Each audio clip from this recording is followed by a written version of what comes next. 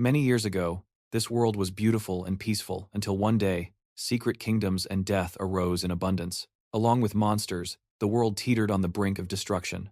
But humans also acquired extraordinary powers.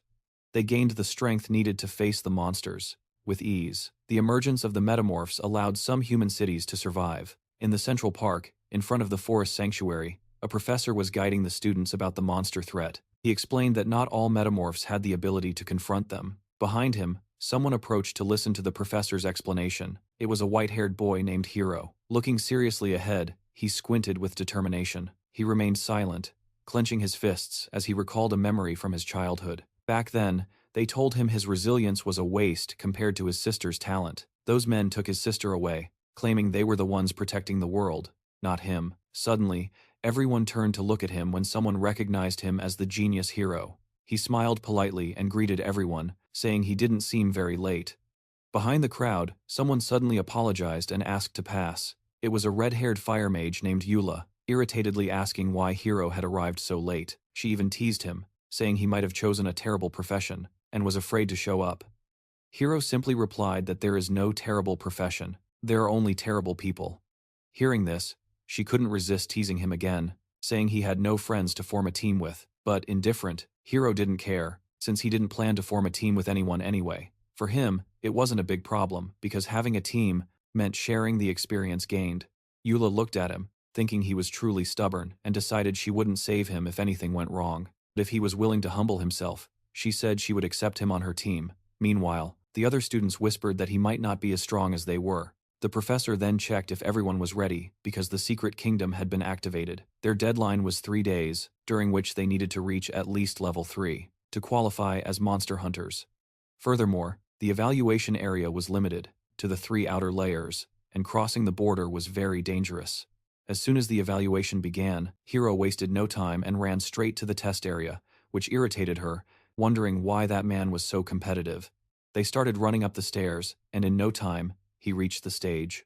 The other students couldn't help but be impressed by his speed, admiring his physical condition. The teleportation platform began activating, setting the destination to the forest sanctuary. He had a determined look as the teleportation countdown began. Soon, a vortex of blue light started spinning and instantly sucked him in. He found himself inside the perimeter of the forest sanctuary. 2 teachers were waiting there, curious to see how far the students could go. They paid special attention to Eula, believing her profession as a fire mage gave her an advantage. They were also considering Hiro, who had chosen celestial phenomena and obtained the profession of necromancer. But they considered him mediocre, and the undead he could summon were only comparable to level 2 monsters. Meanwhile, Hiro noticed a subtle movement in the bushes behind him. A monstrous rabbit appeared, roaring as it lunged to attack him. Hiro immediately recognized the monster's presence. He drew his sword, thinking it would be perfect to warm up with a single strike. He managed to take down the rabbit. It fell to the ground at his feet, groaning and unconscious. A notification alerted him that he had gained 5% experience for killing the rabbit. He then sighed, relieved to have handled the level 1 wild monster on his own in this world. Everyone can enter the profession change tower after turning 18. After that, they can continue as ordinary people or participate in the evaluation to become hunters. Hiro chose to professionalize, not out of nobility or to earn a lot of money, but because he witnessed his family being taken from him one by one. While he was powerless, he felt his own weakness, and he learned that beyond that, he couldn't continue. He kept exploring and found a level 2 gray squirrel. He wondered why he had encountered a monster that shouldn't have appeared. Quickly dealing with a level 2 monster is not an easy task. Because of that, he had no choice but to summon his broken level 1 undead familiar. The broken undead attacked the squirrel immediately without hesitation. But then, the ground began to crack, and several other gray squirrels emerged from the holes. Hiro was completely surprised. Seeing that there were 3 more monsters to face, he wondered why there were so many level 2 monsters in that area. He knew that, to face these opponents on the first day, most teams wouldn't stand a chance. However, his summoning was not limited to calling just one creature. Standing at the top of the profession change tower, he remembered the other students, belittling the profession he had awakened. They laughed, saying his undead creatures were almost comparable to ordinary people. He recalled Eula getting furious after hearing what they said, and almost burning them with her flames. But Hiro could only see them as a bunch of fools, just like the group of people who took his sister back then. Those guys were so short-sighted. He could only grit his teeth in frustration, saying he was not an ordinary undead summoner. Proudly, he declared himself the sovereign of the undead as he summoned his undead minions. With them nearby, dealing with those miserable gray squirrels was no problem for him. From that moment on, experience point gain notifications sounded one after another. The undead creatures continued to repel the monsters and corner them, but as the saying goes, cornered rats bite. To Hiro's surprise, these monsters began to repel the creatures he summoned. He was completely perplexed, because these monsters shouldn't have been stronger than his undead. The rats gnawed their teeth and flexed their muscles. They began to transform. A pair of bat wings sprouted from their backs. Looking at them, he could only deduce that these monsters had leveled up. He immediately ordered his undead to retreat for a while, which they obeyed. Then he sent them to launch a full attack against the monster. The three charged to confront the Grey Forest Rat King, while the monster prepared to retaliate. But since the monster had learned to fly, his undead were struggling to fight. Hiro decided that if 3 undead were insufficient, he would need to summon 3 more. 3 new undead were then summoned. Surrounding the Grey Forest Rat King, their combined attacks managed to bring down the monster. Hiro squinted as he observed the battle. There was a monster fleeing from his pack of undead. He praised the monster's cunning for coming straight at him, but unfortunately, the confrontation with Hiro would also be a dead end for it. Small dark hands emerged and wrapped around a rat as he activated his Spiritual Erosion skill. Soon after, the monster was in a space filled with spirits, dominating spirits watching it from above. Then he heard a voice ordering it to submit, and the monster began to lose consciousness. A mark was activated on the monster's forehead as it continued to deteriorate, its head exploding. He wondered if that was really a mark left by others. He couldn't believe the monster had actually activated self-destruction. As the monster lay at his feet, he wondered what had just happened, but soon realized he didn't have much time and needed to prioritize. Reaching level 6. As he walked, he silently promised that he would catch up to his sister soon. On the other side of the forest, other students were busy, dealing with a different monster.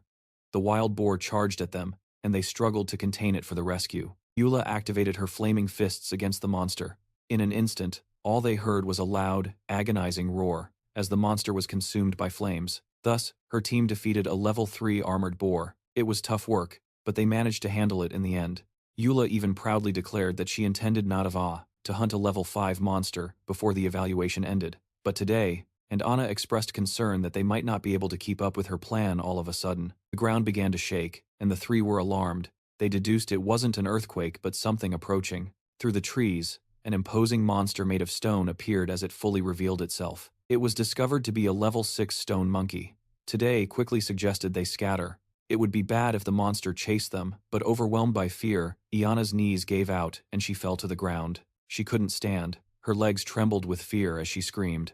When the stone monkey began to approach, it stared at her and recognized her as its target, while Today and Eula were alarmed. Without hesitation, Today quickly advanced to absorb the monster's blow. They gritted their teeth as they prepared for impact. G remembered his grandparents, and the promise to return safely. The monster clenched its fists and prepared to knock them down with a punch. But G was determined not to back down and to protect his teammate. When the punch landed, dust and smoke rose from the ground as I called out, worried for my companions. To the stone monkey's surprise, an undead monster already blocked its fist with nothing but its scythe. Both Odie and Iana were surprised, not understanding what had just happened. Hiro appeared behind it, surprising Eula with his sudden arrival. He stood still while Eula wondered how long he had been there. He didn't answer, but began to talk about protecting those he wants to protect. While his undead creature tore the stone monkey's body apart with ease, he said this was the work of a professional. Eula was surprised to see him defeat a level 6 monster with a single blow. The monster acknowledged its defeat and retreated into the forest. It turned away with no intention of returning, and bothering them again. Eula frantically turned to Hiro to ask about the Reaper, only to be surprised to see him. "Hey, you watched the video this far and still haven't subscribed to the channel? What's up, man? You're slacking, huh? Come on, my friend, subscribe to make me really happy, okay? Okay? Okay? Okay? Okay?" Suddenly disappearing, reminding that this wasn't the power he had shown back then. At that time, she wondered just how strong Hiro really was. I ran over to check on my teammates, and Odie held me back, saying they were fine. But upon hearing that Odie had provoked Anna, I got a little irritated. Eula then asked if they had seen Hiro, to which Odie replied that they saw him heading in the direction the stone monkey was running. Both Odie and Anna wondered if he was going for the final attack. After the Reaper wounded him, that was when I asked if they remembered the hero profession during the transition ceremony. The two exchanged glances. They recalled that he was a summoner of the undead, but were shocked when they finally realized what was happening. I hate to admit it, but I had no choice and had to acknowledge it. There is a high chance that Hiro is probably stronger than any of them could have imagined. Meanwhile, the fleeing stone monkey was seen returning to the mountains. But little did he know that the hero had already tracked him down and asked who commanded him. The stone monkey only screamed in response. Since there was no hope that the monster would speak, he decided to use him as a test subject. He activated his memory reading ability, an enhanced version of his spiritual erosion skill. The stone monkey squinted as the hero's ability began to take effect. An enraged silhouette appeared, revealing that he was responsible for everything. Looking at the mark on his chest, the hero recognized it as the same mark of the Rat King from the Grey Forest long ago. The entity, the dungeon boss, possessed the stone monkey and asked if the hero was the human who had killed several of his generals. The hero remained impassive and confirmed that he was the one manipulating everything. Behind the scenes, the dungeon boss did not respond and only declared himself a king-level monster, one that the hero could never defeat, but in Hiro's eyes, he was nothing more than a mere pile of experience points that would make him grow. The dungeon boss laughed at his arrogance and threatened to devour humanity as soon as he revived. Hearing this enraged Hiro, making him clench his fist. At his command, the Reaper instantly cut off the stone monkey's head with ease. He hated it when people threatened him in front of those around him, but the dungeon boss was only possessing a stone monkey, so his original body had not really been damaged. Still, killing a stone monkey granted him enough experience points to reach level 6. With that, he qualified to finally activate his awakening. He is sovereign. Upon activation, he found himself amid a storm of dark and sinister energy.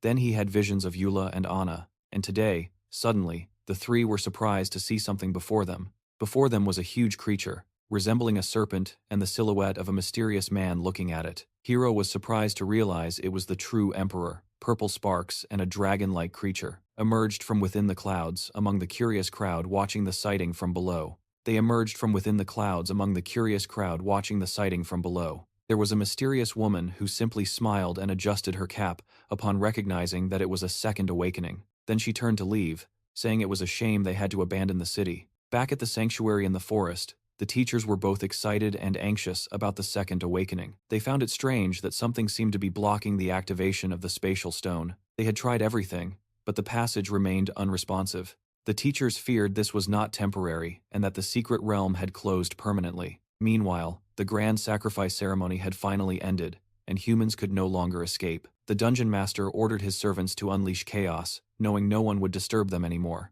Meanwhile, a group of students strolled peacefully through the forest. During the walk, one of them noticed something behind. Looking back, he saw an imposing ogre. Observing them, the level 6 ogre roared, frightening the three. At the same time, a loud rustling echoed through the bushes. Suddenly, a serpentine monster appeared, coiling around the students. Another group encountered a pack of wolves and was cornered against a tree. Some students also got trapped in spider webs. Meanwhile, the teachers still tried to open the secret realm, but failed. They panicked, fearing the students inside might not escape. One teacher decided to turn off his device after feeling powerless and approached the teleportation platform. He said they could only hope the students inside the secret realm would defeat the mentor behind it. Meanwhile, Hiro managed to complete his sovereign awakening and change his class to Undead Sovereign. He gained the unique active divine level skill called Sovereign Power. He also heard a voice declare that he had obtained the passive divine level skill Indomitable Will. The voice continued, explaining the purposes of his skills, and he wondered who was speaking. Then it revealed itself as the spirit of the divine level occupational system, the amazing Hiro. To his astonishment, it was revealed that this spirit was a fallen angel. The fallen angel revealed it was capable of many things, including scanning the area for signs of life. Hiro ordered the fallen angel to start scanning the area. It then told him there were 4 signs of life, which made Hiro wonder if it was Eula's team. He asked for more specifics, but the angel responded by summoning its vengeful spirits.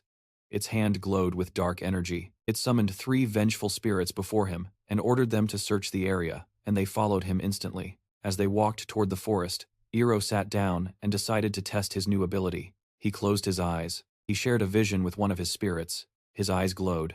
As he enjoyed the scene, he examined his spirit, now able to share bodies with them. One of the spirits seemed to detect something, prompting him to ask. He was shocked to see scorched earth. For a moment, he thought it was Eula's team. Then, he asked the fallen angel to check for life again, but the answer was 0. He was confused. It had only taken half a minute for them to disappear so quickly. He also noticed there were no footprints, or any signs of departure. He stood up quickly, refusing to believe they had simply vanished. He remembered she had a rare profession, and that low-level monsters posed no threat to them. Gritting his teeth, he thought something serious had happened. Then he recalled the dungeon boss's threat, blaming him. He stopped in his tracks, realizing the dungeon boss had completely taken control of the secret realm they were in. Dark tentacles suddenly spiraled around his hand, summoning all his vengeful spirits from the ground. Kneeling on the floor, his vengeful spirits surrounded the area with fierce determination. He ordered them all to cleanse the entire secret realm. Anna slowly opened her eyes, hearing someone call her name. Today, he seemed worried, telling her to wake up. Inside the dark cave, the hunters were confused, asking each other questions. The dungeon boss greeted them, drawing everyone's attention. Suddenly, a red energy appeared, causing the two students to step back. Everyone then noticed a massive, imposing statue before them. Thinking it was the speaker, they were stunned to hear it was a sacrificial altar. The dungeon boss smiled broadly, surrounded by his small monsters. The hunters began to argue, saying it must be the dungeon boss.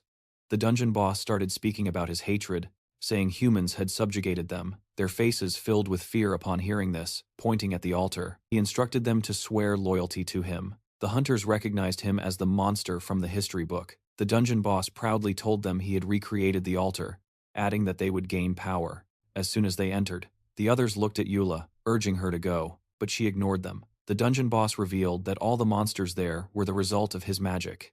A wide, scornful smile appeared as he said, "Only humans could fully absorb the power, because the Lord of Catastrophe was once human," shocking the hunters as they raised their hands. The dungeon boss then revealed the true nature of humans. He asked if they would choose to survive or die, causing the yellow-haired boy, Goku, to reflect. He began walking toward the stairs, alerting the people around him, and the others started questioning him, but he simply replied that he wanted to become stronger.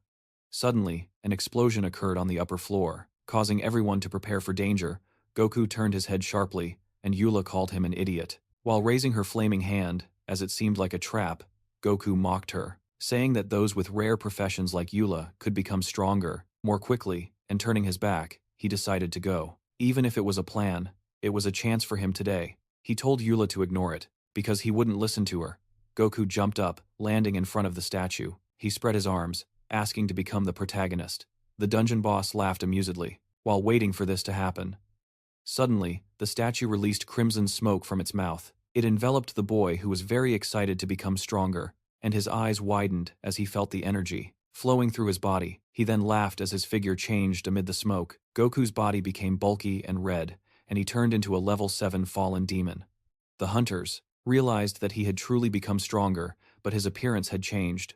The dungeon boss ordered him to prove his loyalty to them, causing the boy to ask how he would be able to do that. The dungeon boss's face twisted as he ordered the boy to kill all the humans inside, making him face them and draw his sword. Goku was no longer human in form and appearance. Upon seeing him, his classmates were furious that he had betrayed humanity.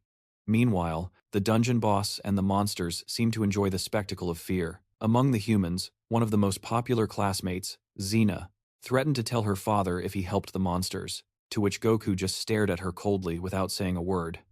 Goku jumped off the altar and landed in front of his classmates, terrifying them. Then, he said they seemed to have misunderstood the situation. Without warning, he struck Xena in the face. Everyone was completely shocked, thinking Goku had killed her. Of all things, what Goku hated most were arrogant people who irritated him the most. Everyone panicked and fled upon realizing that Goku was serious about killing them. Eula begged them not to run and to cooperate, but they were terrified. One by one, they jumped off the platform, desperately trying to escape. Goku advanced like a crimson lightning bolt, causing destruction. He launched several projectiles at the students, hitting them all, while one of the girls even stumbled and fell as a projectile approached. Fortunately, a ring of flames was conjured to block the attack. Goku gritted his teeth. He understood what had happened, and then saw Eula preparing for another round. Enraged, Goku burst forth with overwhelming crimson power as he prepared to strike. He was confident that his demon form could now face Eula, but then, she activated her phoenix feather armor to block. However, Goku's attack was so powerful that she struggled to defend herself. She was thrown far away. But today, Iana luckily caught her. Goku smiled, declaring confidently that they were not strong enough to stop him. Eula and her group wondered what to do, as Goku continued to display his power. Eula decided they needed to buy time, until the rescue arrived. Today was tense, since there was no one to rescue them, but I still believed there was hope after all. They still had Hiro searching for them. When Hiro's summoning crossed the barrier, he finally discovered, through his sensory perception, that she had been hidden. No wonder he couldn't find the nest after all that searching. The dungeon master was surprised to see his monster return without orders. He then reported that a human outside had killed all the demons. The dungeon master was furious, but he knew it was not yet the critical moment. However, looking at Goku, he knew it wouldn't be long before the humans were eliminated. Goku was already losing his sanity, corrupted by demonic power. Eula and her team wondered why he had become like a monster. Eula was also out of energy, having reached her limit. She collapsed to the ground, lamenting that she could no longer reach Hiro. Suddenly, a powerful explosion came from above. Goku's attention was captured. When a projectile approached him from behind, it was Hiro, apologizing for being late, as his blade tore through Goku's chest. Goku remained there, growling as he looked at the blade piercing his chest. Hiro then landed with a spectacular strike. As Goku fell to the ground, Eula's team looked at him in surprise, calling his name while he stood before them. Hiro's eyes scanned the area, filled with lifeless bodies of his comrades. Guilt hit him hard. While apologizing for being late, he faced the dungeon master and asked Iana to take care of Eula's treatment. The dungeon master threatened Hiro for killing the successor of the Lord of Devastation, but Hiro was undaunted. With his enraged power, the dungeon master immediately ordered his subordinates. The demons were pleased to receive the task of killing the remaining humans. Despite knowing Hiro's strength, Gi was worried and offered to help him, but Hiro held him back from fighting alone today, which was misunderstood as if he expected him to fight by his side. Hiro grabbed his shoulder and clarified that was not what he meant. What he meant was that he could summon his own army of powerful undead. It was his summon against the dungeon boss's subordinate, facing off in a tense duel of gazes. Total war erupted in moments, plunging the place into chaos today. He commented that those high-level monsters were no match for Hiro's summons, but Hiro knew the boss was still planning something. He speculated that maybe the boss never needed a successor, so he deduced the boss planned to use the mark to indirectly control the power of the Lord of Devastation. But suddenly, Goku revived as the Lord of Devastation and struck him in the stomach, and Anna, worried, called his name upon seeing this, while the dungeon boss laughed and praised him for being an intelligent human. Hiro choked as the monster explained his guess was right. Hiro's summon began to disintegrate as it took heavy damage. Meanwhile, the dungeon boss grew stronger, exploiting the contract he had made with the Lord of Disaster. He launched an attack against Hiro, knocking him to the ground. The others called out worriedly, as he seemed to have lost consciousness, so the dungeon boss ordered his servants to offer him their powers. The monsters obeyed without a word, releasing their powers to him. But little did he know that one undead had managed to sneak behind him. It was Hiro himself, who was using an undead as his avatar. The dungeon boss was completely shocked to see that Hiro had not died. He wasted no time and immediately charged with his attack. The dungeon boss was cut in half, dying, while wondering how a mere human could be so powerful. Then Hiro's consciousness returned to his body, and he stood up. Eula's squad looked at him worriedly as he declared he would become even stronger. Suddenly, a purple crystal stopped in front of him. He looked at the object and asked if it was an item dropped by the boss. The fallen angel replied, "No." Suddenly, Aji became alarmed upon realizing something, then warned Hiro to be careful because the Lord of Devastation was by his side. Only then, Hiro realized he had forgotten about that enemy. The Lord of Devastation wasted no time and punched him immediately, but he dodged. Still, the blow was strong enough to make him slide backward. He held on to Anna, who was fine, and told them to leave first. The Lord of Devastation continued causing destruction, while Hiro's Reapers held him back.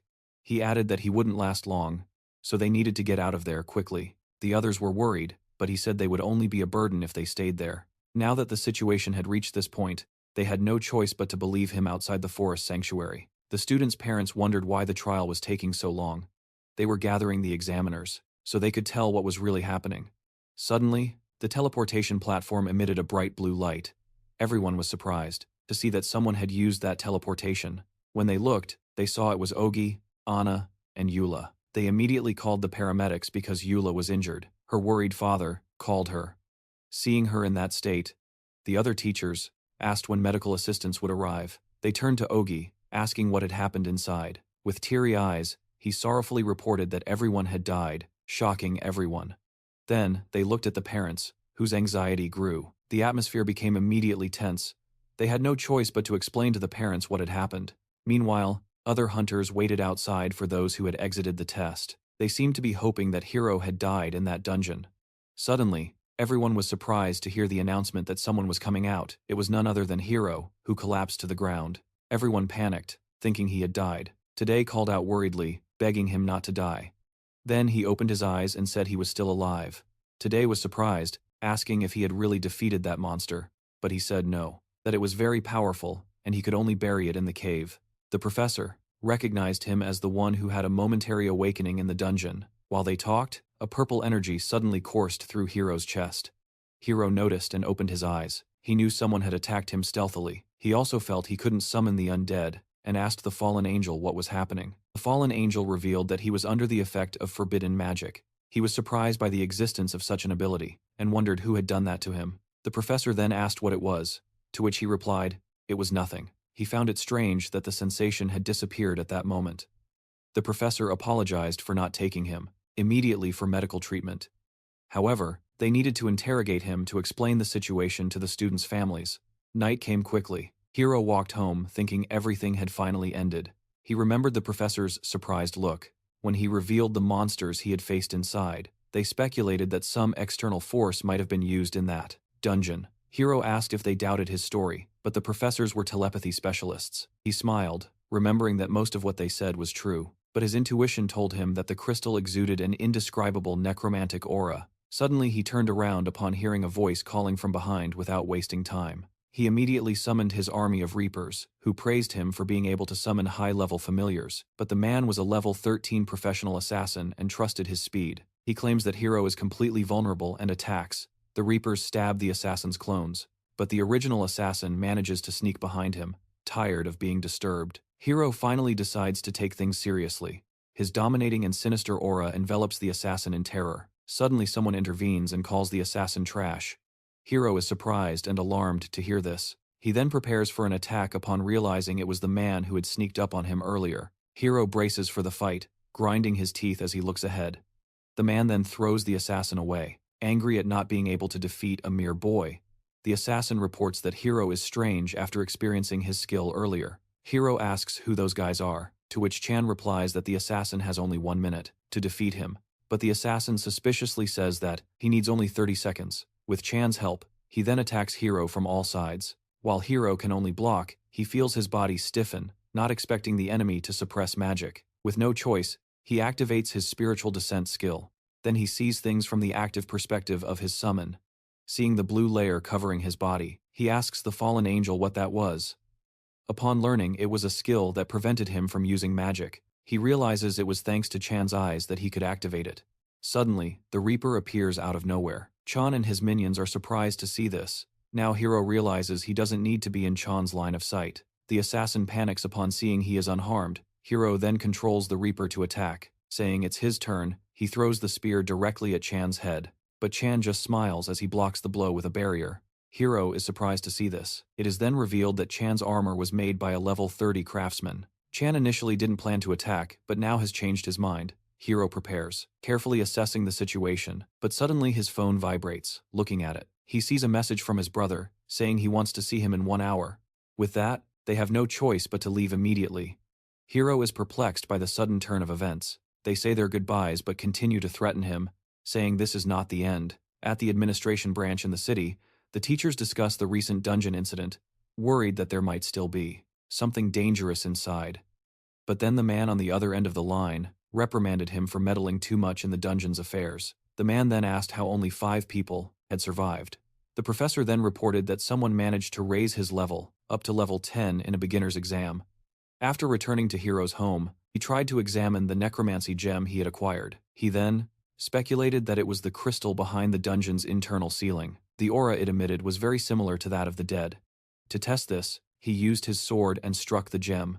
The gem did not move, and only released a powerful shockwave. Hiro could only sob as his hands trembled in pain. Seeing that the gem did not move, he returned to his body and ordered the Reapers to attack it simultaneously, using his monarch authority. He gave them the ghost signal. A loud thud was heard, and his neighbor shouted furiously at him for making noise at midnight. He wondered what kind of material that that gem was made of, to be indestructible. He questioned if it was because he was too weak, and his attributes were too low. His phone vibrated, catching his attention. He then answered the phone and asked who it was. It was the professor informing him that some people had gone to the Warcraft area and discovered they were after the Golden Scroll hunt. Upon hearing this, Hiro asked what it was and if everyone would participate. It was revealed that it was a ranking competition among various societies, and the goal was to obtain items left by high-level monsters. The professor asked why he was asking about this, and Hiro silently wondered if that person would also participate. He then declared that he also wanted to go there. The professor was surprised, since that area had monsters above level 15. Hiro stopped in front of the Daxia checkpoint, the place everyone must pass through to legally leave the city. He remembered the professor insisting that he needed to promise one thing. Going alone would have been easier for him, but his ID card was not ready yet. Meanwhile, a voice called out Uncle Jim. She even waved her hand to get his attention. When they finally saw each other, they greeted one another. Uncle Gene told everyone to relax, although they still needed one more person. When asked about the loot division, he said a level 10 child would receive nothing. The others then asked him to explain why they should carry dead weight. Jin then said they would receive money if they managed to bring the child with them and bring her back alive. Everyone was surprised and had various reactions. Normally, Jin would have refused too, but he revealed that this raid was different.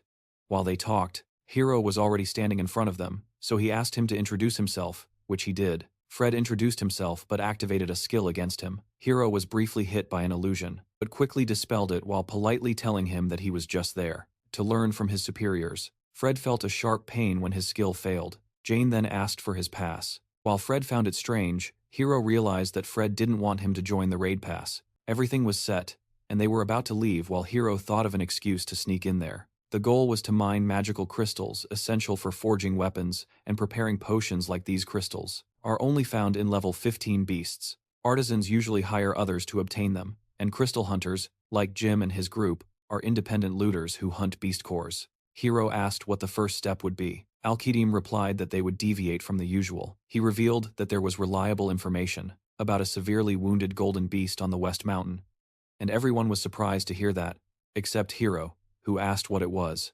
Emily then explained that golden beasts can drop golden scrolls.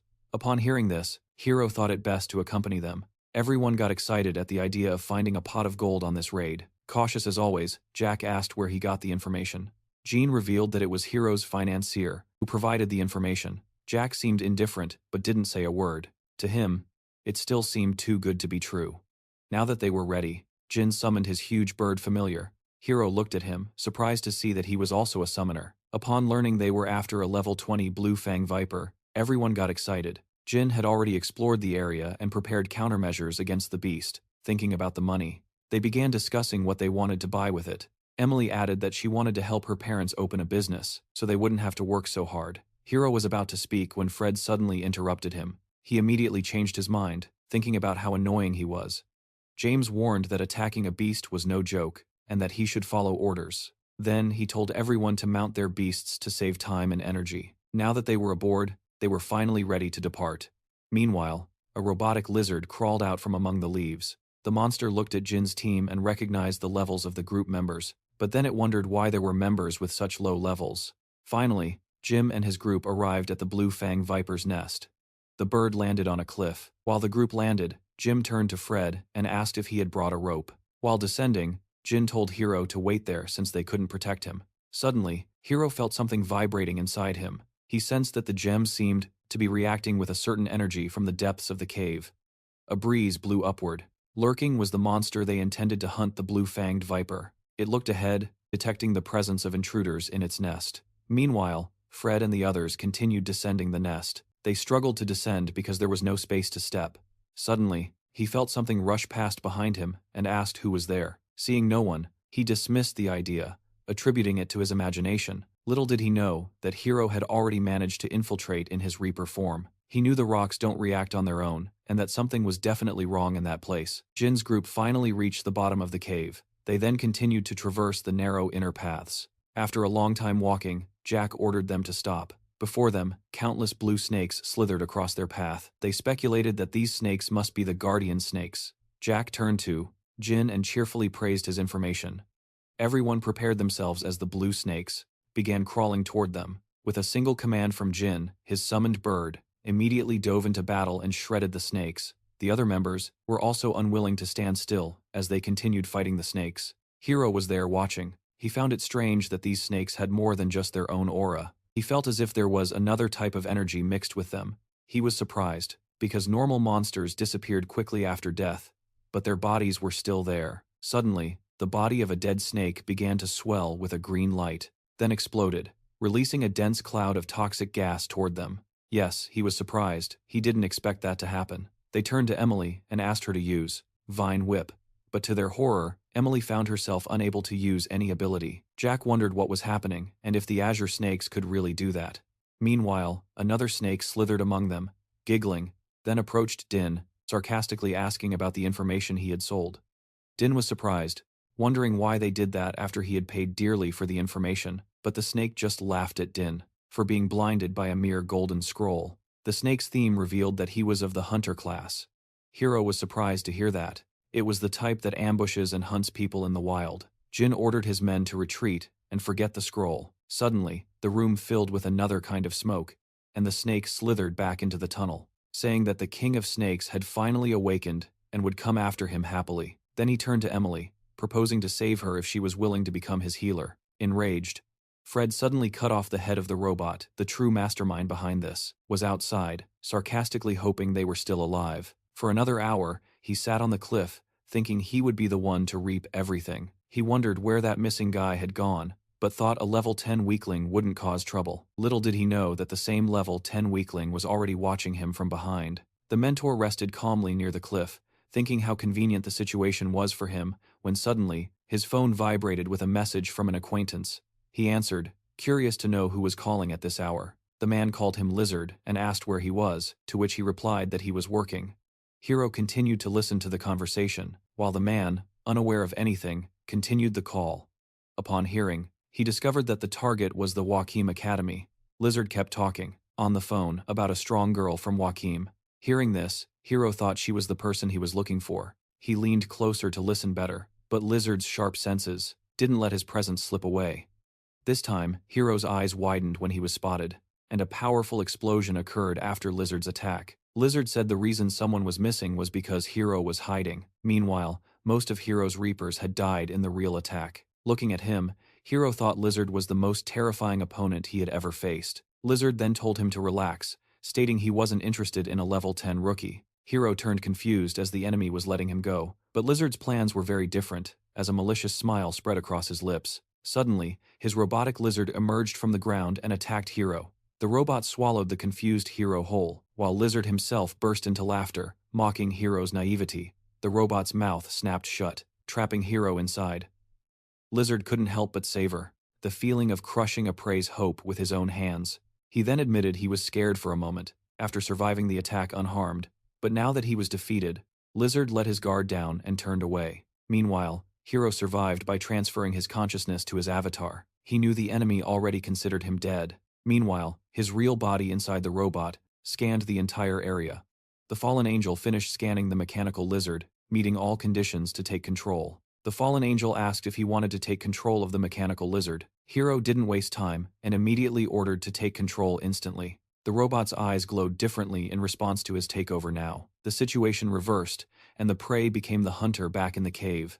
Everyone fought against the blue-fanged viper. The snake was unwilling to retreat and kept advancing with it. Emily struggled to maintain the barrier, protecting them. Fred blamed the earlier poisonous fog for slowing them down. The blue-fanged viper kept advancing and shattered the shield in no time. The barrier collapsed, and Jack was pushed backward. He fell to the ground coughing, thinking it was all over. Meanwhile, Jim blamed himself for bringing everyone into that situation, feeling responsible for their lives. He recklessly charged forward to kill the serpent. Jack called out worriedly when he saw him attacking the boss monster. Meanwhile, the serpent roared, preparing for another attack as everyone called for Jin. Worried, Hiro's Reaper swiftly passed over them. They were surprised to see death suddenly strike the monster's chest. Then golden lightning orbs were launched, causing internal damage to the serpent. Death quickly saved Jim as the monster fell to the ground.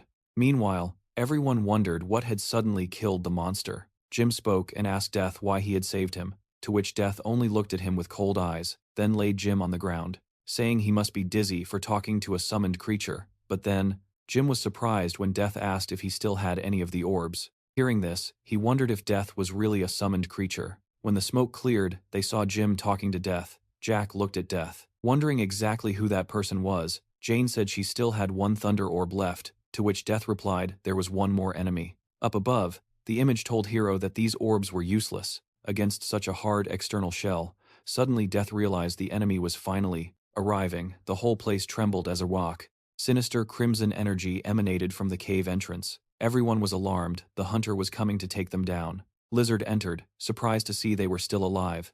He said he thought it would be a horrible death for them, but little did he know Death was already hidden, watching his head. Lizard kept babbling about taking the rare magical crystals for himself. Fred saw the hunter was about to take the magical crystal that they had earned with so much effort and ran toward him, but Lizard wouldn't let him escape, and ordered his robot to kill him, but the robot didn't move, which led Lizard to assume it had malfunctioned. Seeing this, he decided to do the job himself and attacked Fred. As the latter crouched near the magical crystals, a golden beam shot swiftly toward him. The beam struck him squarely, pushing him back and making Freddy groan in pain as he was thrown. He fell in front of Jack and Emily while the lizard grabbed the magical crystal and claimed it as his own. He joked that it would turn him into a bandit and shrugged. Suddenly, the robotic lizard moved without any orders. He turned to see what had happened. To his surprise, the robotic lizard began attacking him. He retreated, wondering what had happened to his robot, as Death crept silently behind him.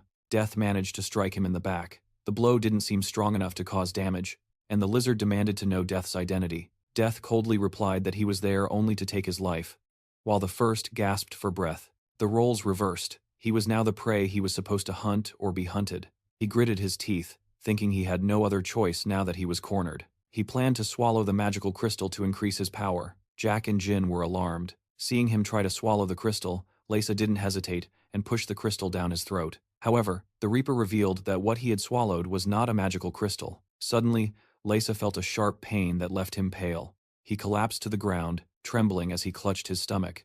Earlier, Jim had mentioned that the enemy needed to swallow the Thunder Sphere for it to have this effect. The Reaper said he had a plan and asked if they knew anyone who could use illusions. That's when Jim finally understood what the Reaper was trying to do. The Thunder Sphere continued destroying Lisa's body from the inside out. He then fell to the ground, his body smoking and unconscious, surprising everyone who couldn't believe it had actually worked. Meanwhile, Fred and Emily were so exhausted they could barely stand. The Reaper then advised them to leave quickly because he had an organization behind him. Fred insisted they first find the boss's lair, but Jack interrupted him. He explained that the team was fragile and that survival was the priority. He said that as thanks for saving them, they should leave everything to him. Fred understood and agreed, then turned to the Reaper and asked how he knew about their illusion abilities. The Reaper simply replied that he had experienced them. Fred was surprised to discover that the true identity of that man was Hiro. After they left, the Reaper cut open the mechanical lizard's face, revealing Hiro's true body. He stretched, relieved to finally be free. Then he looked at the lizard lying dead on the ground and asked if its appearance had changed after death. Without wasting time, he immediately looted its disguise, cloak, and other valuable items. To his surprise, he found a skill book among the lizard's belongings. He was also surprised to see treasure scrolls in the lizard's stash. It turned out the golden scrolls they mentioned were actually these golden treasure scrolls. He then asked the fallen angel why there was a silver skill book among the golden treasure scrolls. The fallen angel replied that the skill book was just part of the golden treasure. The fallen angel then asked if he wanted to open it or preserve its value. The hero didn't hesitate and wagered, gaining the skill. The shadow-colored skill he unlocked from the scroll was decent. It allowed him to merge with darkness and execute an ambush.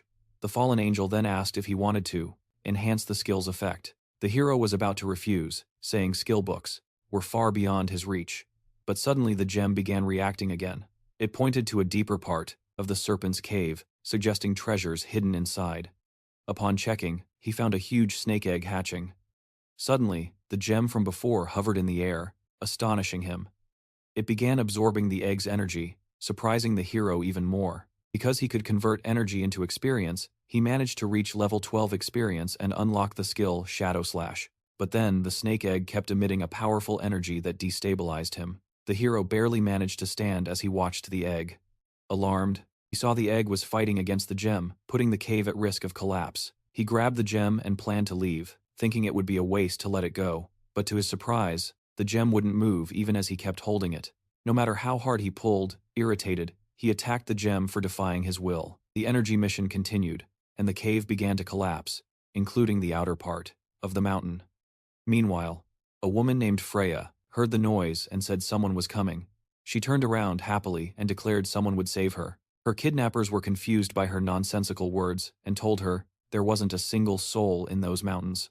The kidnappers started flirting with each other, to which she, disgusted, told them to stop. While they continued arguing, the hero passed behind them disguised. The kidnappers were alarmed and threatened him not to interfere. Meanwhile, Freya was happy to see someone who could save her, but the hero continued on his way, ignoring the three. The kidnappers were ecstatic because he seemed scared and moved away, but Freya was desperate for help and asked him through spiritual communication. Although they heard that she was from Wakim University, the kidnappers continued to harass her. But then, Hiro's interest was finally piqued when he heard about Freya University. She continued, explaining her connection to the university while the kidnappers grew alarmed. She offered to introduce him to the university. In exchange for saving her, the kidnappers mocked Freya for expecting the man to rescue her. One of them began to assault her, causing her to harvest terror with it. She used her skills to teleport away from the kidnapper. Hiro was surprised when Freya began teleporting behind him. She managed to teleport but was still bound by the ropes. Realizing this, Hiro wondered what kind of ability Freya had used. The kidnappers transformed into their werewolf forms and decided to get rid of them by looking at them. Hiro was alarmed. Freya warned him that both were level 16 beast-type shapeshifters. One of the wolves wasted no time and immediately attacked him, to which Hiro immediately summoned his Reaper. The werewolf was surprised when the Reaper brandished its scythe against him, but upon seeing that he was only a mere level 13 summoner, they began to laugh at him. Hiro gave a sarcastic smile and retorted, mocking them as mere dogs. The werewolf grew furious and snarled at him, threatening to kill him. Freya frantically asked why he was provoking him.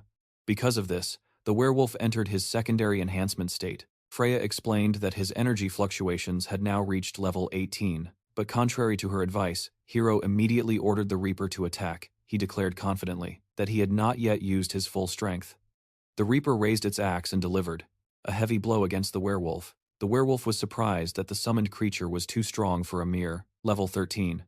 Then he was shocked to sense another murderous intent directed at him. He immediately pushed the Reaper away and called his partner. Then he asked why he was retreating before a level 13 summoned creature. He did not answer and only looked at Freya. He also looked at Hiro, but could not sense the murderous intent coming from them. He also knew very well it was not from the summoned creature.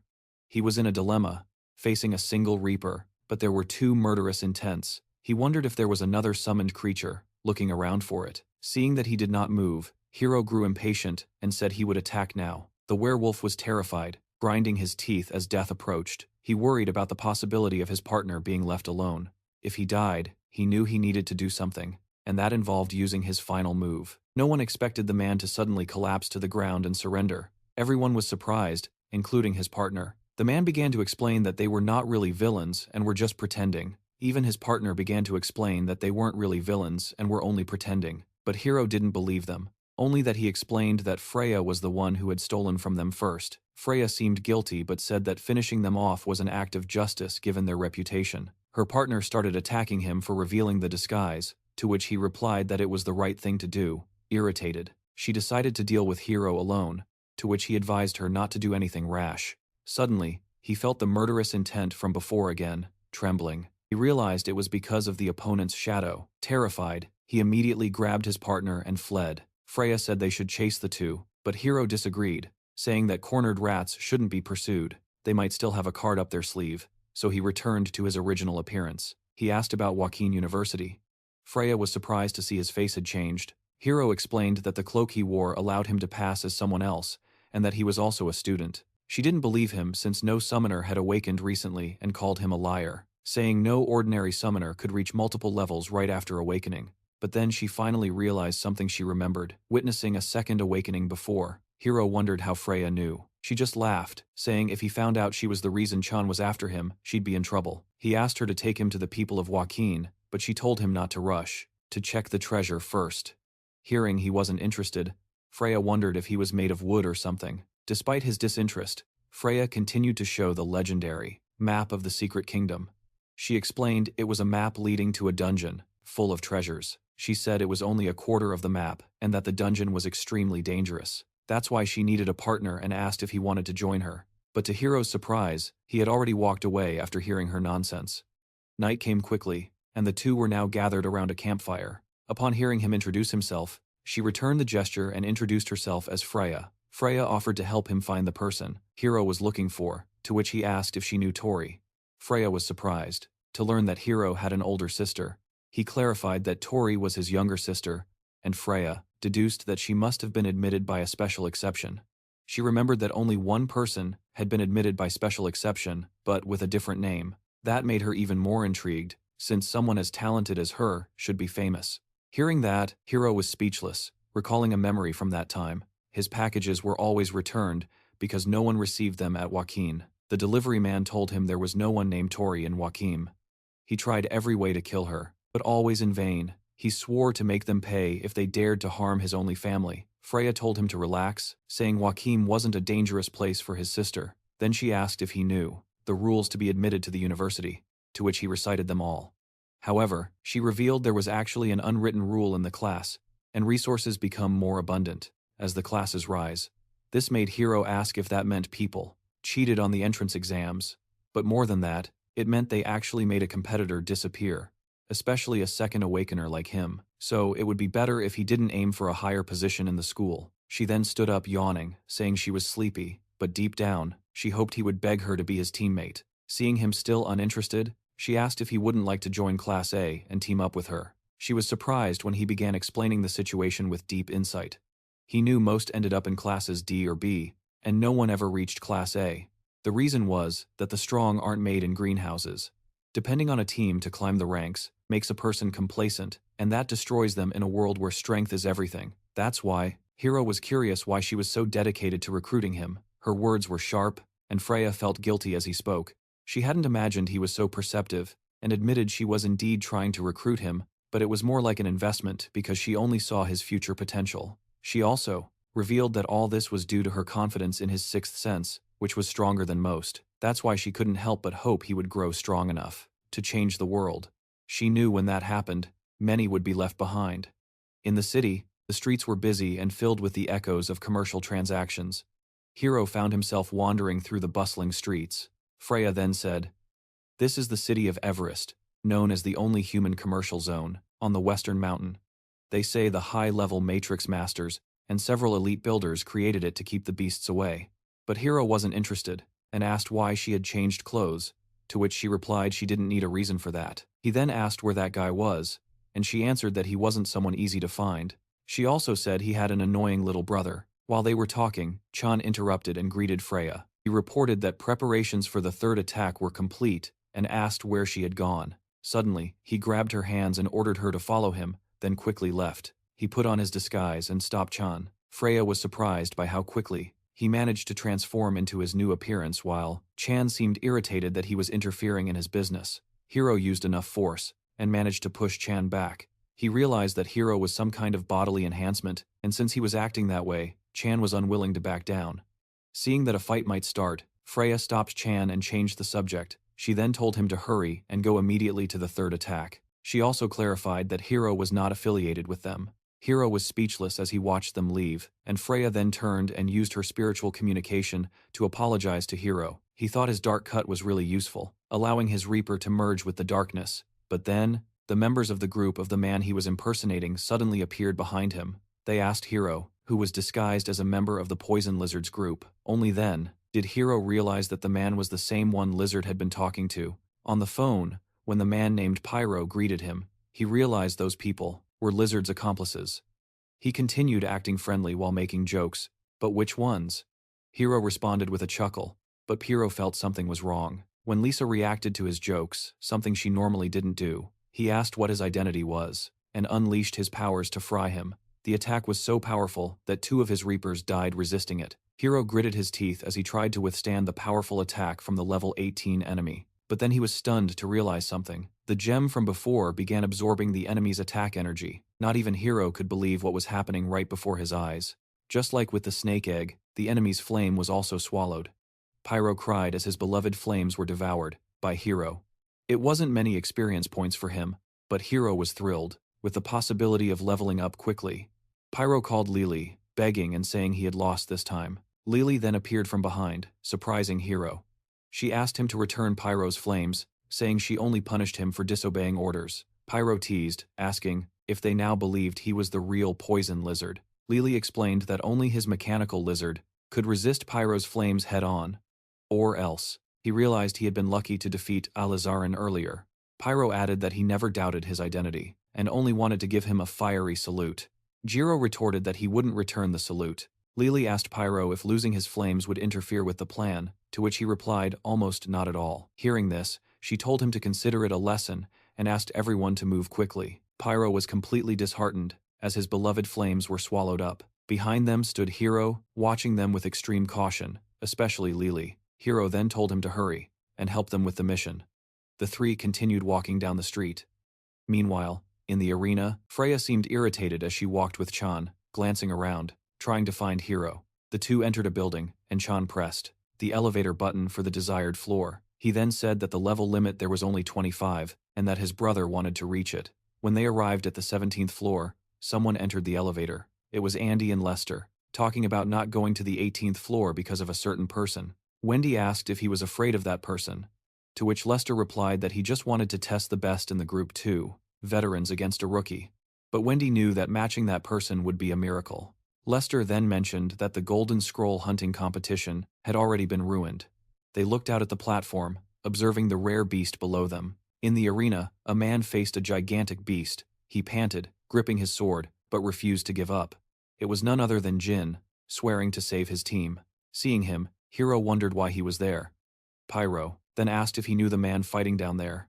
He shook his head, saying he was just curious to see what kind of man would fight a hopeless battle. Hiro then told him that someone had forged Jin into a slavery contract, turning him into a mere tool. He also noted that Lizard had nothing to do with it, since he had done worse things. But when Hiro threatened him, he immediately changed the subject. Suddenly, Lily appeared behind them and said she already had everything planned.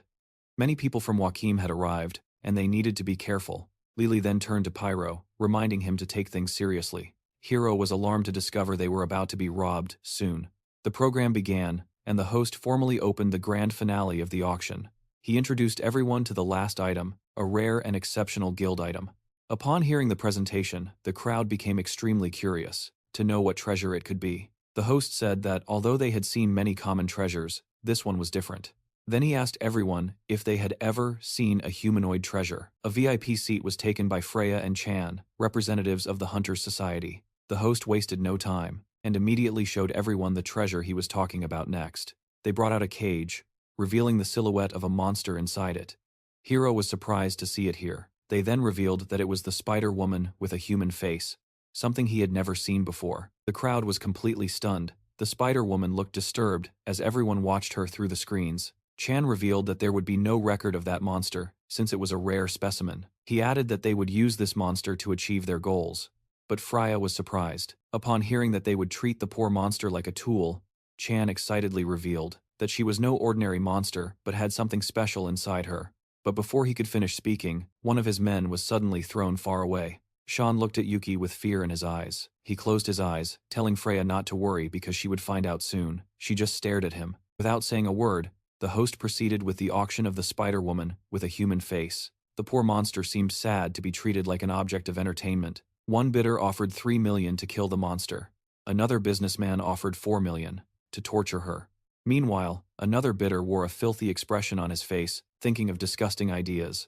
But before he could finish speaking, he felt a sharp pain in his chest. The mark of a flower began to bloom, surprising the other dirty-minded spectator. He asked the man what he intended to do with the Spider Woman. Suddenly, the flower on his chest glowed brighter, releasing purple stems and plants everywhere, terrifying everyone. Anyone who came into contact with the flower was infected, having their life force drained. Seeing this, the auction host promptly called for reinforcements. Suddenly, he turned around, noticing something behind him. Perched atop the cage was Pyro. Surprising the host by seeing him, he politely asked if Pyro knew anyone from Joachim University. The host hesitated, replying that some VIP boxes on the second floor had students from the university. Pyro looked up and saw many rooms on the second floor, then drew his bazooka. Saying he had no choice but to shoot each one, the barrel of the weapon began to condense energy as it recharged. Then he unleashed a powerful beam to eliminate them. The beam cut through the air, spreading into separate attacks. These soul-like attacks began consuming every room on the second floor. Pyro laughed maniacally as destruction spread everywhere. Meanwhile, Yuki remained motionless in his seat, unfazed by the attack. Protected by a barrier, he simply stared at the horizon with a fierce gaze. Meanwhile, Shan and Freya wondered what had happened. Yuki then cast a glance to the side, questioning why they were not dead. Lester and Wendy emerge from the cracks in the wall. Lester then asks where the other members of the Hunter Society are. Wendy replies that they must have fled right after the news leaked. They said that Yuki's name as leader of the Hunter Society could deter most students, but it wouldn't stop the true thrill-seeking hunters. Pear hovered above the metal cage, expressing his excitement for the imminent fight, while everyone else fled. Hiro thought this was a good chance to get rid of them, and just to be sure, he planned to send one of his reapers to check. Suddenly, he heard someone call his real name from behind. He turned to check, asking if the person behind him recognized him. Jimmy explained it was because he had seen a zombie again, so he wondered what had happened. Hiro tried to say he might be the real lizard planning to kill him again, but Jim firmly believed he was truly Hiro. While everyone tried to run and escape, Jim kept telling Hiro he needed to deliver his letter to his family. He handed him the letter, and assured him his family would reward him. Hiro asked if it was because of the slavery contract, that he couldn't do it alone. Jim fell silent, saying he still had something to do. Sadly, he left, saying he could never come back. Meanwhile, another student fell to his knees, but even so, Pyro still felt bored, after defeating so many students. To his surprise, someone suddenly applauded and praised his boldness for challenging a humanoid beast. There stood a man ordering him to drop the Spider-Woman and disappear. He said he wasn't his opponent and that his target was elsewhere. Pyro didn't like being underestimated by that man. He got furious, then turned to Lily and asked her to kill him, but she said he was provoking Pyro, not her. But Pyro knew he wasn't a match for him. He just wanted to save his dignity. The old man smiled, amused by the young man's carefree attitude. Without wasting time, he leapt toward him, landing a precise blow to his chin that sent him flying through the air. The punch was so powerful it slammed him against the wall. Chan and Freya were shocked to see Pyro defeated with a single blow from the old man. Freya then told them to watch the old man closely. It turns out the old man was actually a level 23 hunter with the profession of explosive boxer. The man began reprimanding the students of Joaquin University, saying they were too weak. But upon hearing this, Wendy couldn't hold back her laughter. The old man was confused and asked what she was laughing at. Wendy then asked if Joaquin University was a place where slackers like him could enter freely. The old man changed his attitude and negotiated with them. Wendy turned to Lester, asking him to handle the situation with the old man. Lester then told the old man that level isn't everything. Meanwhile, Rear, listening to their conversation from his Reaper form on the other side while drinking his tea. Indifferent, Lester began to energize himself, saying that a mere difference of 3 levels was nothing to him. With a swift move, Lester managed to get close to the old man in an instant, then delivered a powerful punch strong enough to knock the old man to the ground. He was so furious that his pride couldn't bear being knocked down, but before he could rage, his arms began to freeze. Lester, however, gave him no room to recover and charged at him with full force. He was also surprised to see what was happening. Sparks started to envelop the old man's body as he groaned in pain. Lester couldn't hold back and went straight for the old man, despite not wanting to. A powerful explosion occurred, releasing blue-tinged energy smoke. Wendy was shocked to see this and called Lester worried. Meanwhile, the hunters were commenting on how foolish Din had been to fall into the trap of a slavery contract. They were calmly eating barbecue while continuing to talk about their matters. They discovered they were planning a transaction involving a golden scroll. Still talking, when suddenly, their base was destroyed by something. The two looked back, alarmed by the sudden commotion. Looking back, they saw Jim standing before them. The blonde recognized him, while the other asked if he was an enemy. The blonde then told the other that he had been deceived and hired as a slave. The blonde then threw his knives with magical threads toward Jin. Thinking it would be easy to subdue him, the knives pierced his chest, and he didn't even react, falling to his knees. As the men approached, the other placed his hand on Jin's head, preparing to activate his mind-reading ability. His head was then enveloped by a purple energy as the skill activated. Memories of when he lost his teammates flashed through his mind. Also appeared the memory of when his team encountered a group of villains. The next memory showed the part where they were still trying to escape the place. And the last memory seen was the part where he held 3 pills in his hand. The man's mind-reading ability was then interrupted when he noticed something strange. He asked if he had found the source of the golden magic crystal, to which the other replied that the image was cut off. After he saw the 3 pills, suddenly Jim disappeared in front of him and reappeared behind. He then slammed the man's head hard into the ground, leaving him unconscious. Then, he stood up, emanating a powerful red glow all over his body. The blonde was surprised to see and recognize the dark red aura he was using. But before he could finish speaking, Jim managed to approach and lean in. He then grabbed his neck and lifted him into the air. He asked where his teammates were, to which Blondie asked if he had taken the forbidden drug. Impatient, Jim slammed the man's head onto the grill. Blondie felt the heat of the grill burning his face. Jim repeated the question, demanding to know where his teammates were. Blondie had no choice but to tell him that they had all gone to the forbidden arena. Finally, hearing the information he needed, he decided to crush Blondie's head. Then he looked up, his fate now set. The forbidden arena. On the rooftop, people were preparing a awakening ritual. They complained, but their leader was extremely suspicious of a certain person and needed to set everything up. He admitted they would kill to steal treasures, but the man he suspected seemed born to kill. Meanwhile, Wendy continued desperately calling for Lester, who had been hit by the explosion. To her relief, Lester responded and assured her he was fine. He managed to create a barrier to protect himself from the fire. Wendy urgently cast her magic to help Lester get out of there, but he told her to stop because it was consuming energy. Wendy was surprised when her magic was drained. She immediately obeyed and cut off her power, then looked at the magic that was starting to consume her ability. Both Chan and Freya were surprised by this kind of ability and found it strange and frightening. It was then that Yuki finally stood up and told Wendy she would only last 10 more minutes. They watched him struggle to maintain his barrier and block the attack. They also looked at the spider woman trapped in the cage, and he then declared that the spider girl would be his, to which Andy agreed. On the condition that he take only her, the two accepted the terms, and Yuki began his move. A bluish cloud of energy was conjured above the purple mist below.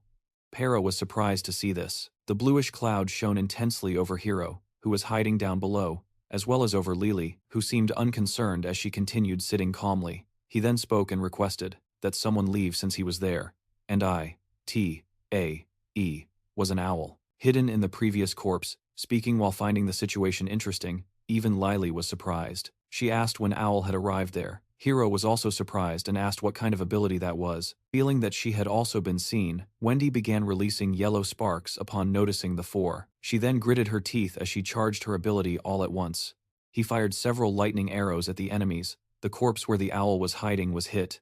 Lily effortlessly dodged one of the arrows. Meanwhile, Hiro was surprised to have been spotted by the enemy. Pyrrha barely managed to dodge the arrow, who was aiming directly at his head. He then used his fire skills to balance himself. He was about to lower his guard, but was surprised to see arrows flying toward him. Once again, he desperately fled, incredulous that the arrows had the ability to track him. Outside the field, Hiro commented that Joachim's students were terrifying. Seeing the level he needed to reach, he knew the priority was to get stronger quickly. Suddenly, looking at the ground, he noticed something familiar. He saw Jim walking nearby, emanating a dark red aura. Hiro jumped and called out to Jim, who seemed not to hear him. He grabbed his shoulder and asked what had happened.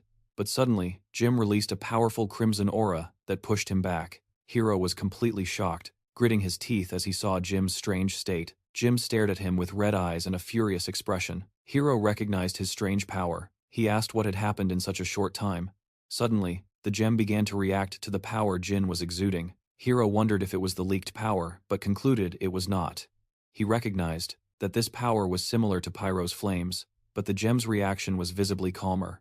He could only clench his fist as he watched Jin walk away in that state.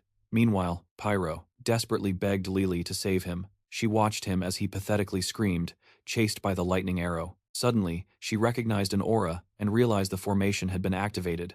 She then called Wendy, addressing her as the girl archer. She told her to give it her all in the next encounter, to which Wendy, irritated, replied that she would never escape her arrows. Lily didn't respond and began teleporting through space. The lightning arrow fired by Wendy missed its target, and Lily escaped.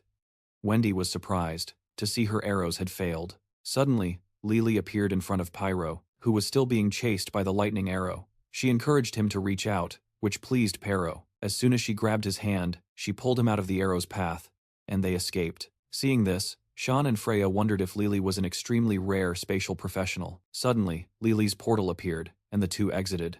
Pyro complained that he looked pathetic in front of the enemies, to which Lily asked if he didn't want to be saved. Pyro said he didn't want to run away, but Lily transferred the arrows to another dimension. She then revealed that the plans had changed, to everyone's surprise. The awakening ritual had gone wrong. The entity of the awakening circle began massacring everyone in sight. Pyro asked what those guys were doing, while Lily explained that they were trying to awaken the spider with the human face, and what the Hunters Society. Alongside Wendy and Lester, they stood before the human spider, planning to reveal the monster's true form. The unstable energy from the awakening ritual began to spread uncontrollably.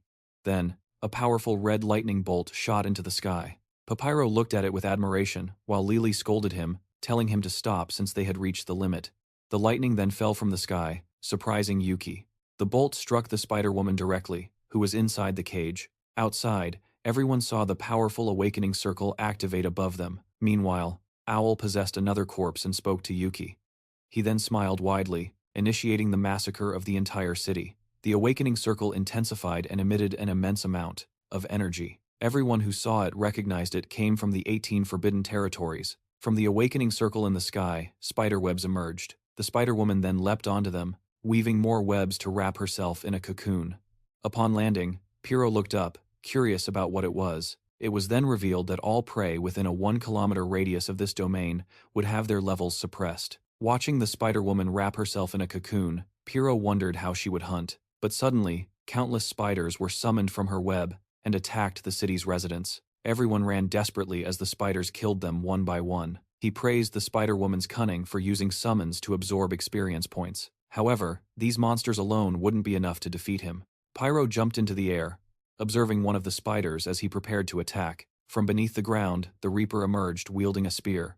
She pierced the spider's head and was thrown directly toward the Spider-Woman in the air. Pyro grabbed the spear and used the momentum to launch it straight at the Spider-Woman's cocoon. He then drew out the gem, planning to eliminate the leader first. The gem began absorbing the Spider-Woman's energy. Seeing no resistance, Pyro lowered his guard. The Spider-Woman inside the cocoon slept while absorbing experience points. But unbeknownst to anyone, the mark on her nape began to glow. Then the creature blossomed, releasing countless worms that crawled across her body. Suddenly, Pyro felt something different. While absorbing the Spider-Woman's energy, he looked at the cocoon, which started behaving strangely. The cocoon began releasing an immense amount of energy that pushed the hero away. Somewhere in the sleeping city, Pyro was surprised to discover that the Spider-Woman was part of Owl's plan. She then revealed that they hadn't told him on purpose, given his personality. She added that if he had known they were only pretending to invade, the Spider-Woman wouldn't have acted naturally, so they entered a building. They saw a letter on the table. Lilia picked it up, recognizing it as the Owl's message for them. It was then revealed that the curse he had planted on the Spider-Woman was activated by someone. Meanwhile, Hiro found himself lying on the ground, covered in bruises. He tried to get up, remembering that something had awakened in the cocoon, and forced him to retreat. He looked at it, determined to find out what it was. Suddenly, he saw an explosion in the distance, which surprised him. Looking closer, he saw Freya and the other students being thrown away. He discovered that Yuki had unleashed a powerful attack. From the ground, a skeleton began to assemble, praising Yuki. It was none other than Owl himself. Speculating that Yuki wanted to kill him, he told Yuki to hurry and try to kill him, before the Spider-Woman grew and reached level 30. Owl then made a suggestion. Yuki would tame the Spider-Woman, and Owl would massacre everyone. Yuki seemed displeased with the suggestion and threatened to kill Owl. However, Owl was not intimidated, saying he didn't expect Yuki to act that way. Then, he exhaled a sinister and overwhelming energy, declaring that Yuki had disappointed him. But with a quick move, Yuki managed to sneak behind Owl. Only then did Owl realize Yuki was about to strike. It was an easy victory for Yuki, who instantly shattered Owl's body. Then he confidently declared that he would never have to choose. Owl's crushed skeleton lay motionless on the ground, but it was not yet his end, as crimson energy began to condense. The crimson energy took the form of a humanoid figure that spoke. It was Owl, asking him to choose between suffering alive or dying against his will. Yuki laughed, declaring he could easily find his true body. Hearing this, Owl was surprised. Yuki then extended his hands to the sides and released his energy as the master of space. Yuki could sense all the hidden presences in that place. Hearing this, Owl thought his ability was too powerful. With his barrier enveloping the entire forbidden zone, he could sense the presence of everyone inside. And that was enough for him to deal with Owl without wasting time. He unleashed his annihilating ability. In moments, everything began to disintegrate into nothingness.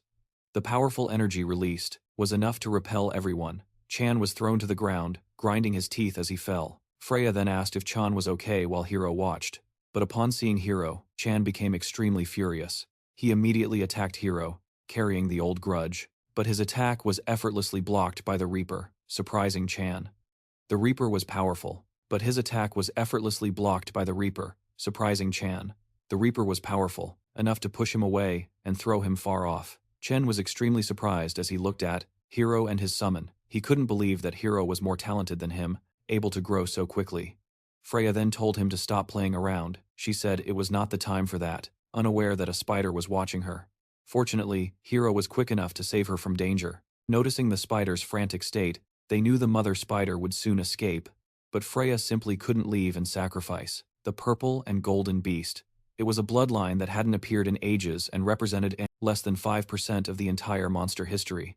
Even so, the risk they faced now was enormous. Meanwhile, Yuki declared that Owl was the first to escape his annihilation skill with confidence. He claimed he would remember him in the meantime, but 2 hunters were seen outside. Owl said Yuki was not an easy target.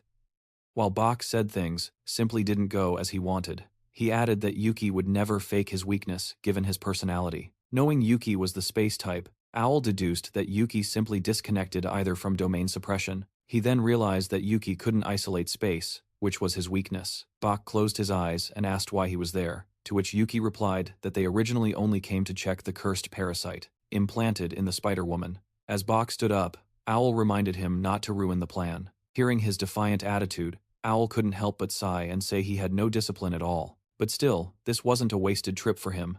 After all, he had found Jin, an interesting host for his energy. Owl raised his hand, conjuring a crimson sphere of energy, while declaring Jin as his next host. He then unleashed countless worm-like curses, spreading them everywhere. The worms began to penetrate the humans they encountered, burrowing through their backs and chests to enter their bodies. One of these worms then approached Din, entering his body through the back of his head. Now, Owl's plan was ready to take shape with so many people infected. He planned to birth a new king through Jin's body. The infected humans roared as they charged toward Jin. Hiro saw this and recognized the old man, to which Freya asked if he recognized anyone. He revealed that he once joined Jin's group, the one being attacked. At that moment, Freya felt something strange, speculating that he had taken at least 3 forbidden pills. These pills are given to slaves bound by contracts and contain raw power that no human body can withstand. 1 pill destroys internal organs, and taking 3 would certainly kill an individual. It turns out the reason he didn't explode was because the gem had previously absorbed the power of the pill. Hiro approached Jin saying he wanted him to deliver the letter to his family personally, but Freya immediately stopped him, saying he couldn't go. Hiro then asked why he couldn't go, and activated his ability, asking him to see things for himself. She then placed her fingers on her forehead and activated her ability. A glowing seal appeared in her hands, emitting green energy. It was the ability called Tree of Life. Hiro asked why he felt connected to her heartbeat. She replied that she could absorb any damage Hiro suffered. Hearing this, Hiro asked Freya worriedly if she would be okay. She just teased him, saying her Tree of Life wouldn't die so easily. Hiro cleared his throat and asked how her ability would stop him, but when he opened his eyes, he was surprised by what he saw. He saw the trees representing the life forces of the people in front of him. Freya explained that those were their trees of life, and Jim's withered tree meant he was already dead. Suddenly, he was shocked to see something else. There was a parasite clinging to Jim's tree of life, controlling his body. Hiro recognized that the cocoon contained the same worm, which led him to ask more questions. He gritted his teeth, while Freya told him they shouldn't be reckless. But seeing his disturbed state, she said, this wasn't typical of him. Meanwhile, 2 hunters were seen flying over the city, mounted on a winged beast. They were considering asking Yuki to retreat, but on the bright side, this meant the purple and gold beast belonged to their hunter society. Chan grabbed Freya's hand and asked who had linked the Tree of Life to her. Freya abruptly pulled her arms back and assured him she could still restrain Yuki as well. But knowing she could only restrain 2 people, she knew someone would have to be expelled. He then turned furiously to Hiro, who responded disdainfully. This deeply enraged him, and he released a powerful energy, with the intent to kill Hiro. Seeing his level 16 abilities, Hiro prepared for the confrontation, but suddenly the space around Chan was sliced, surprising everyone. The same happened to Freya, who was also caught off guard. The 2 were then teleported away from Hiro, behind him, and the one who appeared, teleporting Chan and Freya close to himself. Hiro immediately prepared to attack Yuki, but Yuki effortlessly activated his ability to counterattack. Before Hiro could do anything, he was trapped inside the space conjured by Yuki. With a swift hand movement, Yuki increased the internal gravity and forced Hiro to fall to his knees. He barely managed to breathe while gritting his teeth, enduring the pain. But then, the seal of the Tree of Life in his hand began to glow. That's when Yuki realized Freya was the one suffering the damage he had inflicted. Yuki was speechless for a moment as he stared at her, then asked if she had really given him. Yuki was momentarily speechless while staring at her, then asked if she had really given it to him. His Tree of Life, he then mocked, surprising everyone by giving up his abilities. Chan complained that Yuki had let him go so easily while Hiro considered him a monster. Chan then ran to check on Freya, who was coughing from the damage she had suffered. Yuki approached them, surprising the two. He then pulled out a red pill, ordering Freya to take it. Chan was shocked, asking where he had gotten that contraband. Forbidden, while Hiro wondered what it was, but Yuki did not answer. He only said they had already lost too much time. Chan became extremely furious, saying the drug would destroy Freya's body. But Yuki didn't care about that. He just needed her to defeat the purple golden beast. Leaving, Chan speechless and unable to respond. Yuki then continued on his way, threatening to deal with Chan first if he interfered any further. Meanwhile, Hiro wondered why Yuki wasn't affected by the suppression of the hunting domain. He then spoke provocatively, saying Yuki only intimidated the weak. Yuki looked back, apparently affected by what he had just heard, but then Freya suddenly grabbed his hand. She said there wasn't much time and offered to take the drug. She thanked Hiro for standing up for her, but that was her deal with him. Hiro was speechless upon hearing her. She ingested the drug, while Yuki began conjuring a spatial room around them. They then headed straight for the mother spider's cocoon. Meanwhile, Chan and Hiro exchanged silent looks. That's when a giant bird suddenly landed in front of them, carrying two hunters. The two hunters dismounted from the bird and continued their discussion. Chan's face lit up upon seeing them, his friends. They asked how the situation had gotten to this point, to which he replied it was a long story. Hiro looked at the two, thinking both were suddenly strong. Zana pointed at Hiro and told the two to help him eliminate him. Upon hearing this, Hiro immediately prepared for battle. One of them didn't bother to hear the whole story first, and just wanted to quench his thirst for blood. He stood in front of Hiro, telling him to use his trump card quickly if he wanted to live. Meanwhile, Wendy and Lester were atop a cliff, watching Luke and Zuya, who was facing Hiro. The latter spoke, saying Luke was the third idiot of the university, Joachim, which annoyed him. Confident, Luke gave him a minute to say his last words. Little did he know, something from Hiro's shadow crawled across the ground and approached Luke. Wendy and Lester noticed nothing, but felt something was wrong when Hiro raised his hands. That's when they finally realized it was the shadow. Luke only noticed the ambush when the shadow had already gotten close to him. From the shadows, a reaper emerges and strikes a swift blow.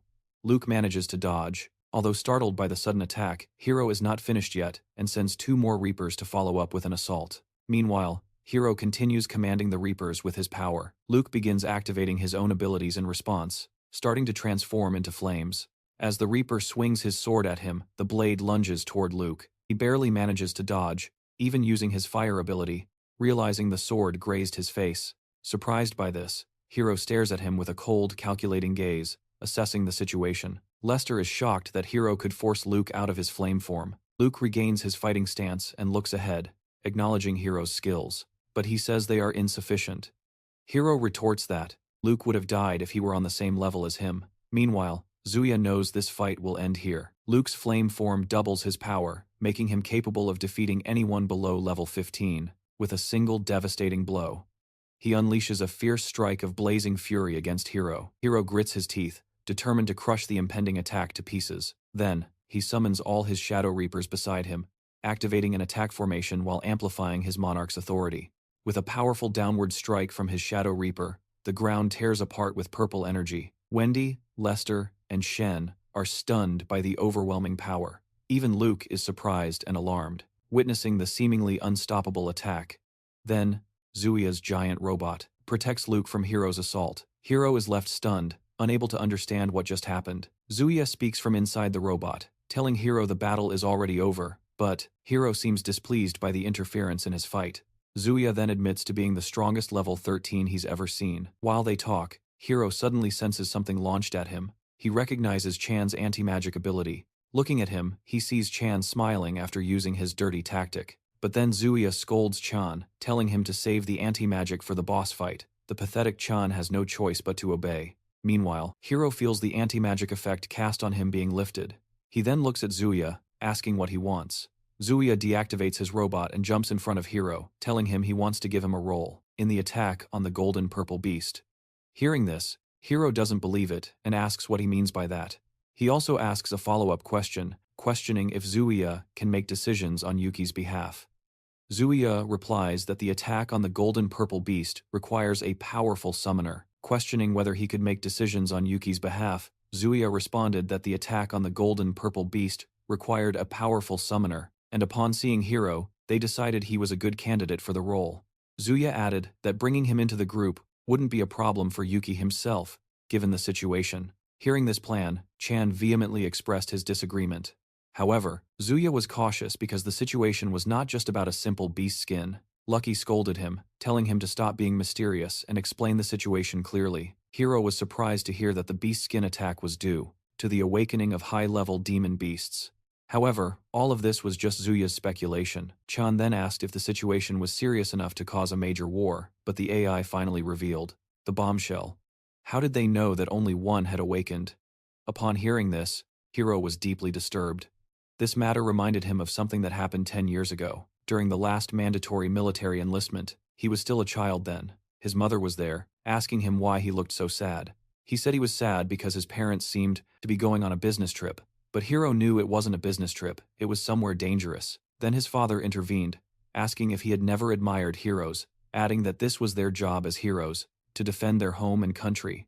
Young Hiro could only look at them with confusion on his face, just like his younger sister at the time. He looked down, apologizing to his parents for not being able to protect his sister. But now, he looked up with pride, addressing his father confidently. He carried with him the lesson about heroism he learned from his father. Suddenly, Yuki released a powerful spatial energy while hovering in the air. He looked at her, unfazed by the overwhelming amount of energy hitting him. The students of the Hunters' Society also looked up in awe. After a brief moment, and what he declared the success of his plans, the tiny spiders that terrorized the city began to disintegrate, turning into red smoke as they vanished. One by one, the effect of the hunting domain disappeared. They knew that Yuki had subdued the spider woman.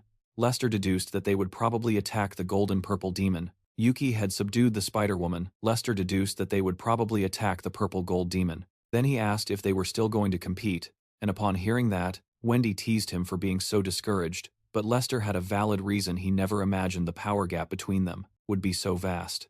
However, Wendy knew there was a reason they had been sent there by the president. It turns out that after the divination, they predicted that Yuki would face the first reversal of his life. Meanwhile, Luke's hands suddenly burst into flames. Purple Zuera called out to Luke with concern, although he seemed to be out of his mind. Hiro immediately readied his Reaper weapon, but Luke then unleashed a cage of flames that trapped Hiro inside it. Hiro realized that the cage was specifically designed to neutralize his necromancy powers. Luke approached him with a blazing aura, declaring that this was his peak form. Hiro retorted, saying that his peak form actually looked slower than before.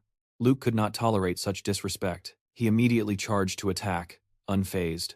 Hiro asked if his reduced speed was due to faster energy consumption. He hit the mark. Luke feared losing to him even at his peak. Refusing to accept this fact, Luke launched a flaming fist at Hiro, but Hiro simply returned his gaze, declaring that he hadn't used that move in a long time. Hiro stared seriously, unleashing an intense bloodthirst from the other side. Luke froze, terrified. He stopped abruptly and fell to the ground, trembling with fear. Gritting his teeth, he looked up and saw a Reaper right in front of him, wielding a scythe. He began to sweat as the scythe descended toward him. Fortunately, Zuera's mechanical robot was there once again to block the attack. Zuera interrupted the fight and told Hiro to conserve energy for the next strike. The purple golden beast, however, Hiro commented that someone seemed unwilling to stop, referring to Luke. He gritted his teeth, thinking no one had ever made him feel such fear. Irritated, he stood up and demanded a rematch, saying he didn't recognize the illusion Kiara had shown him.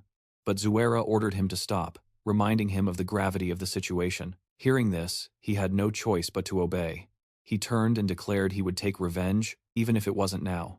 After the matter was settled, Zuera formally introduced himself, and Hiro did the same. But upon hearing his origin, Zuera finally realized that he was the second awakener, mentioned by Freya. They now understood why he was so powerful, and asked if he had already mastered the awakening power. Fully awakened, Hiro had no idea about the changes that occur after the second awakening.